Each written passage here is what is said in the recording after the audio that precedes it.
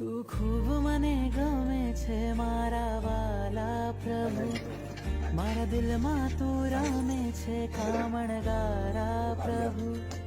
તું ખૂબ મને ગમે છે મારા વાલા પ્રભુ, મારા દિલમાં તું રમે છે કામણગારા. અને એમાં પણ પરમાત્માની આજ્ઞા સાથેનું જૈન વિધિ પ્રમાણે પરમાત્માની શાસનની પરંપરાને અનુલક્ષીને એવું શ્રીમંત આ શાહ પરિવારના આંગણે થવા જઈ રહ્યું છે.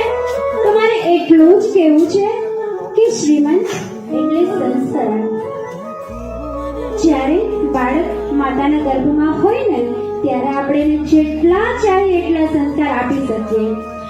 અને આ જે સંસ્કરણ છે ને એ માનવ જીવનને મળેલું એક અનોખું વરદાન છે.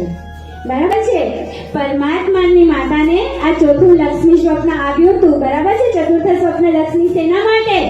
કે પરમાત્માને જ્યારે વર્ષિદાન દેવાના હોય ત્યારે કરોડો દેવતાઓ આવી અને કેટલું દાન આપે છે? 1,08,00,000 સોનૈયા દિન પ્રત્યે પ્રભુજી આપે. અને એવું 1 વર્ષ સુધી દાન આપે. તેને કેટલું દાન આપે છે? તારા ટોટલ 3,88,00,000 સોનૈયાનું દાન આપે છે. બરાબર છે. હવે આવી લક્ષ્મી પરમાત્માને વહેરી છે તો એ પરમાત્મા આટલી લક્ષ્મી દાન કરી દે છે.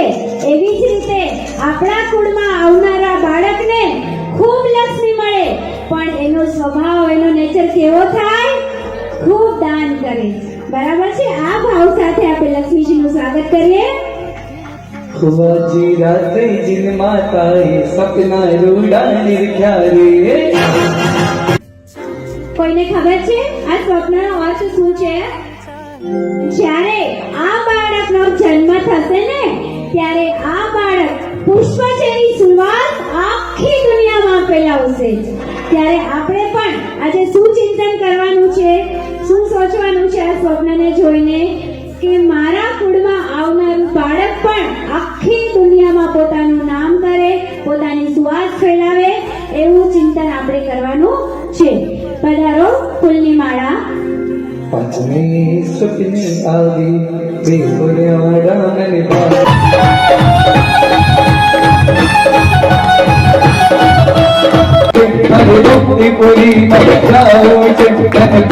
માસી ચૌદસથી નોનસ્ટોપ વ્યાસના કરી રહ્યો છે. અને સૌથી મહત્વની વાત તો એ છે, કાલે હોટલમાં એના પપ્પાની મમ્મીની ગોદીમાં બેઠો તો મમ્મી પપ્પા જમતા હતા ત્યારે આ દીકરો બાજુમાં એકલા વ્યાસના બચકાણ સાથે બેઠેલો હતો. ધન્ય છે આ દીકરાને, ધન્ય છે આ દીકરાને. નીલાબેન, હરિકામભાઈ, એક વખત આ તપસ્વીના વધામણા થઈ જાય.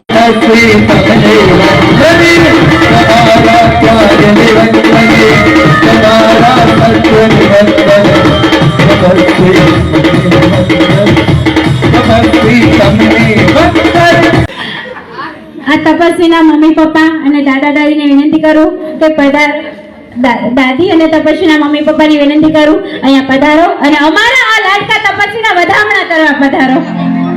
મને બી નથી ખબર. प्रभु महावीर गाना में अरे बाकी रूड़ा बाजा प्रभु महावीर गाना में अरे दुनिया. જ્યારે પરમાત્માની માતા આકાશમાંથી ચંદ્રના સ્વપ્નને પોતાના મુખમાં પ્રવેશ કરતો જુએ છે ને ત્યારે સ્વપ્ન પાઠકો બતાવે છે કે તમારા કુળમાં ચંદ્ર જેવો સૌમ્ય અને શીતળ પુત્ર રત્નનો જન્મ થશે. ત્યારે આપણે પણ આ સ્વપ્નના દર્શન કરીને એ જ ચિંતન કરવાનું છે. મારા કુળમાં આવનારું બાળક પણ ખૂબ જ ચંદ્ર જેવી શીતળતા ફેલાવનારું બને, ખૂબ જ સૌમ્ય બને અને ખૂબ જ શાંત બને. આવા ચિંતન સાથે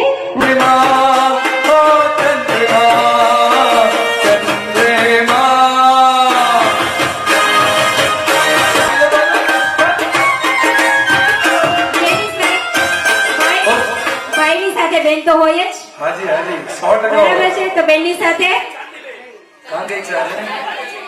નહીં, મામા સ્વપ્ન લઈને આવ્યા છે તો મામાની બેન પણ આવે ને. ચંદ્રમા હો ચંદ્રમા